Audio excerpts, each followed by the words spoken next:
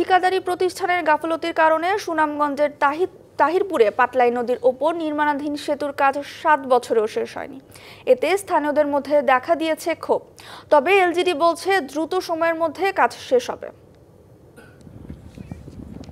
সুনামগঞ্জের তাহেরপুরের পর্যটন কেন্দ্র টাঙ্গুয়ার হাউস, শহীদ সিরাজ লেক, লাকমাছড়া, জাদুকাটা নদী, শিমুল বাগান ও বারেকটিলায় পর্যটক সহ স্থানীয়দের চলাচল সহজ করতে শ্রীপুরের ডাম্পের বাজারে পাটলাই নদীর ওপর সেতু নির্মাণের উদ্যোগ নেওয়া হয়।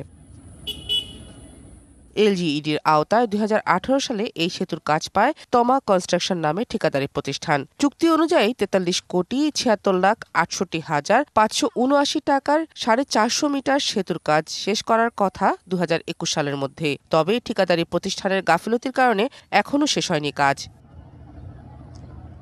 অভিযোগ, 1 বছর ধরে দুই পাশের রেলিংয়ের কাজ, 400 মিটার অ্যাপ্রোচ সড়ক, কার্পেটিং, লাইটিংয়ের কাজ আটকে রেখেছে ঠিকাদারি প্রতিষ্ঠান। 25 বছরের ওয়ারেন্টিযুক্ত দীর্ঘস্থায়ী দরজা, প্রোটেক্টর, আধুনিক ও মজবুত দরজা।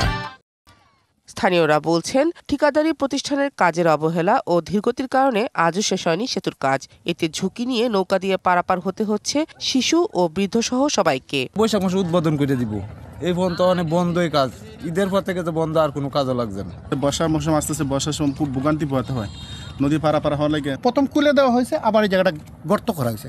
গর্তটা কেন করলো এটাই বুঝতে পারলো না। জোর দাবি জানাচ্ছি বর্তমান সরকারের কাছে, তারা যেন এই কাজটা যারা নিচ্ছে তাদেরকে তলব করে তালাশ করে দ্রুত কাজটা সম্পন্ন করার চেষ্টা করা। এ বিষয়ে ঠিকাদারি প্রতিষ্ঠানের সাথে যোগাযোগ করতে চাইলে কেউ কোনো বক্তব্য দিতে চাননি। যদিও এলজিইডি বলছে দ্রুত সময়ের মধ্যে কাজ শেষ করে সেতুটি খুলে দেওয়া হবে।